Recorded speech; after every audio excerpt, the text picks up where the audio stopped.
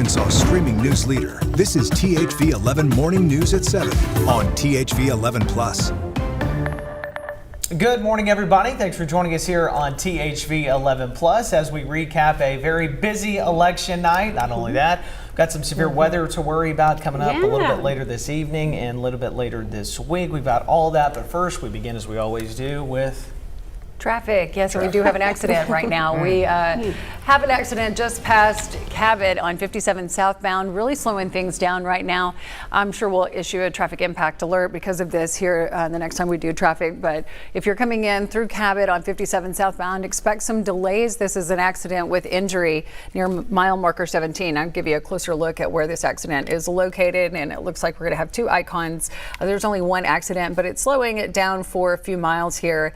It's moving at just 32 miles per hour on 57 southbound. So either take a different route or give yourself some extra time if you're going to be leaving the house soon and driving on 57 southbound through Cabot towards Jacksonville. And we're starting to see our typical slowdowns as well on 30 eastbound here around Alexander. It's moving at 40 miles per hour. So anywhere from Bryant just past Alexander, you can expect it to slow down. Looks like Highway 5 a little slow there too, which is pretty typical for our morning commute, Tracy.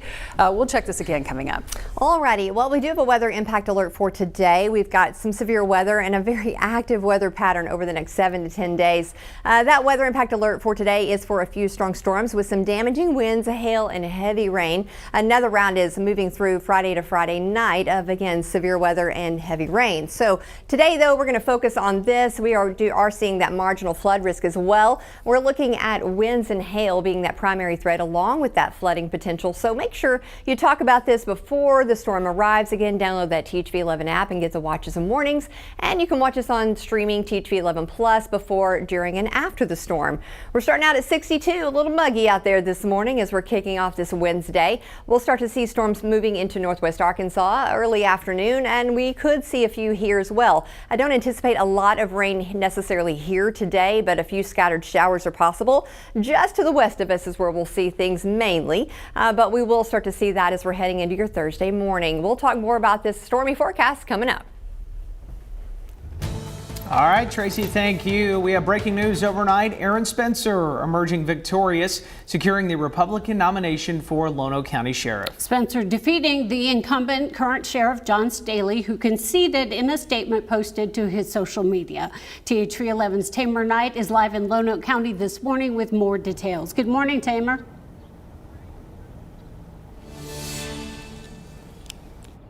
Well, good morning, Karen and Hayden. Election officials spent overnight counting last-minute votes from here in Lonoke County. Now, according to our newsroom, we got details that around 1 a.m., election officials announced that Aaron Spencer had won the primary election for the county sheriff. Now, Aaron Spencer won that election with 53.5% of the votes over John Staley's 26.5%. Candidate David Buford fell short with 19.9% of the people's votes.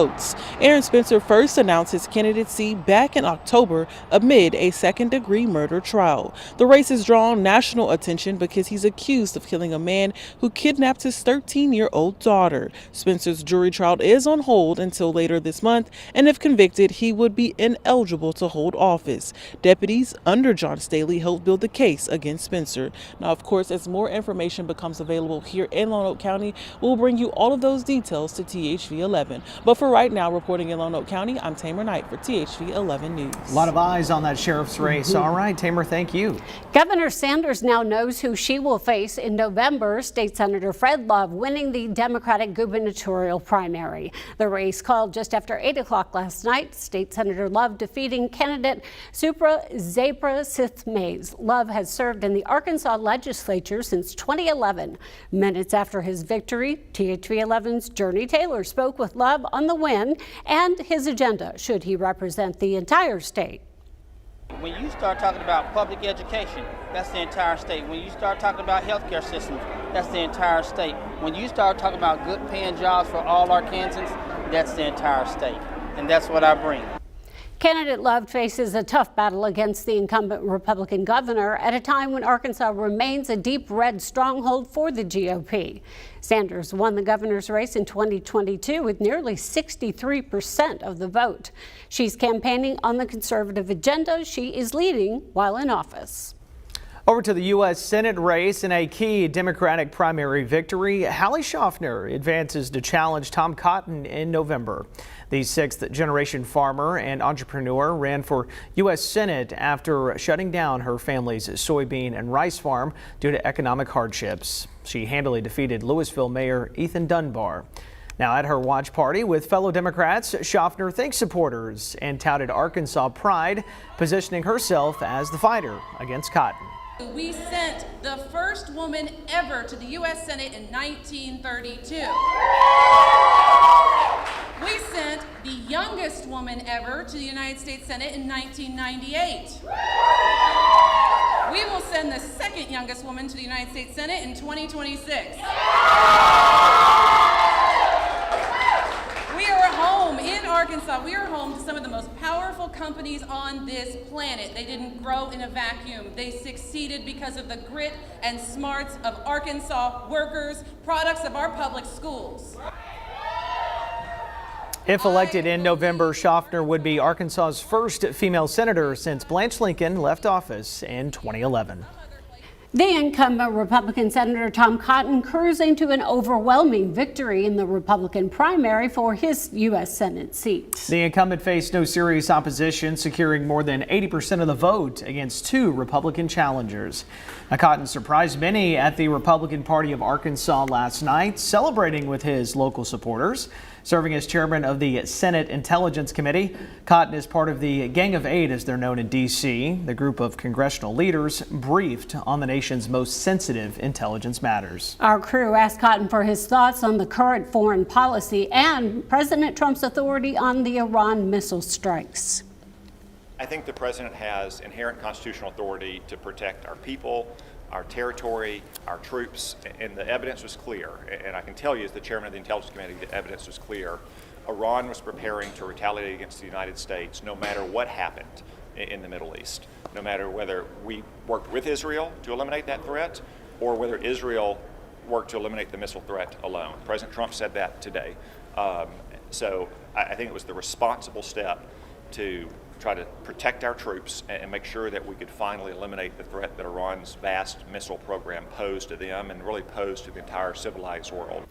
The senator emphasizing the president wants a decisive short strike over a prolonged conflict. He does not want a long, protracted war. He wants an overwhelming use of force that hits Iran as hard as we can, as fast as we can, with as much as we can to achieve our vital national security objectives, which is the total elimination of its missile forces, which threaten our troops in the region and everywhere from Europe to the Indian Ocean, and ultimately could threaten us here in the United States as they work towards an intercontinental missile. The senator has signaled it may take weeks of U.S. strikes to dismantle Iran's missile arsenal. Jefferson County Judge Gerald Robinson, who has been at the center of controversy in area politics, will have to win a runoff for a chance to continue in the role. He narrowly edged out Eric Walden for second place in the Democratic primary, but no one got over 50%. Ephraim Neely got the most votes, but since it was a close finish, Neely and Robinson now head to a runoff to determine who will be on November's ballot. Democrat Chris Jones, who will join us shortly here in the THV 11 studios, wins his party's primary and will challenge Congressman French Hill in November for Arkansas's 2nd District. Jones defeating Zach Huffman and is looking to build on support he saw here in Pulaski County during his 2022 run for governor. In the 2nd District, which includes Pulaski County, incumbent Republican Congressman French Hill will head into his 7th straight general election, defeating primary challenger Chase McDowell. Hill has represented the 2nd District since 2014. He has won every race with at least 51% of the vote, nearly reaching 59% back in 2024. Democrat Alex Holliday flips House District 70 in Tuesday's special election, defeating Republican Bo Renshaw in North Little Rock and Sherwood. Now, Holliday earns nearly 60% of the vote to secure that seat. The race fills the vacancy left by former Republican Representative Carlton Wing, who resigned last year. Holliday will serve the remainder of the term through January and says he is ready to get to work at the state capitol. Now this one's a bit tricky. So Holliday also secures the Democratic nomination for District 70, defeating Cordelia Smith Johnson with nearly 83% of the vote. So now he is going to head to November in a rematch with Renshaw. The winner of that race will begin a new 2-year term beginning in January. Time now 7:10. Looking at the 6th Judicial District, Bobby Forrest Jr. unseats the incumbent Will Jones in the race for prosecuting attorney. Forrest is a lawyer and former law enforcement officer and business owner. He says his background will guide his approach with a focus on reducing gun crime through what he calls a smart justice initiative. He'll take over the prosecutor's office next January. Democrat James Russell wins the Democratic primary for the U.S. House District 4, defeating Stephen O'Donnell. Russell moves on to the November election, where he'll challenge incumbent Congressman Bruce Westerman, who was uncontested in the Republican primary. Justice Nicholas Bronny secures a full term on the Arkansas Supreme Court, defeating attorney John Adams in the nonpartisan race. Bronny was appointed to the court in 2024 by Governor Sanders and previously served as Arkansas Solicitor General. His win maintains the court's 5-2 conservative majority. And Republican Brad Simon wins the special election for Senate District 26, defeating independent candidate Adam Watson. The seat covers Logan, Sebastian, Franklin, and Johnson counties. It was left vacant after the death of Senator Gary Stubblefield in 2025. Watson conceded to Simon overnight. Now let's check in with Ashley King, get a look at the traffic at this hour. Hey, we're still watching this accident on 57 southbound just past Cabot. This is, we're issuing a traffic impact alert because this is really slowing things down here on 57 southbound for your morning commute. So if you're coming in from Cabot towards Jacksonville, this is in between the two, and they're still working this accident. It is an accident with injury, so it's taking some time to clear this. And let's get a closer look at what's happening with this accident and how slowly it is moving. So it is backed up for a few miles, as you can see. It's moving at 32 miles per hour, so a little bit better than what we saw earlier. Let's see where our other slowdowns are. We're starting to see them at the North Terminal interchange as we just rolled right past that, but getting to 30 eastbound here just before Alexander, 32 miles per hour. It's starting to back up a little bit more there too from the Bryant exit up past Alexander. So that's what we're seeing right now, our typical morning commute and our typical slowdowns. We'll get another check of that coming up. Tracy? All right, good morning to you. We are starting out today with some clouds out there. We'll continue to see those. A little pop of sunshine here and there, but looking for some gusts around 30 miles per hour. High right around upper 70s and 80 degrees. Now we are going to see some of that storm system start to push into northwest Arkansas later this afternoon. A few rain showers before that as well. But this severe weather risk does exist for central Arkansas as well. Hail and winds being that primary threat. Can't rule out that isolated tornado, but that's very, very low. It's going to also give us a flood risk. Northwest Arkansas continuing to be that primary area, but we are right on the cusp of that there, as you can see. So keep that in mind today as we're seeing these storms roll through. Now, as we're heading into tomorrow morning, this is going to be around 7 a.m. I do think we're going to get a little bit of rain, and it may even be afterwards, but most of that rain that we are looking at in northwest Arkansas, again, could be anywhere from 2 to even 4 inches in those localized areas. So make sure you are paying attention because we've got another round coming through Friday, severe weather as well, and we are watching this enhanced area that's just clipping the state there. So we're heading into that area. We're also going to see some heavy rain late Friday into Saturday. So we'll talk more about the timing of all of it coming up in just a few minutes.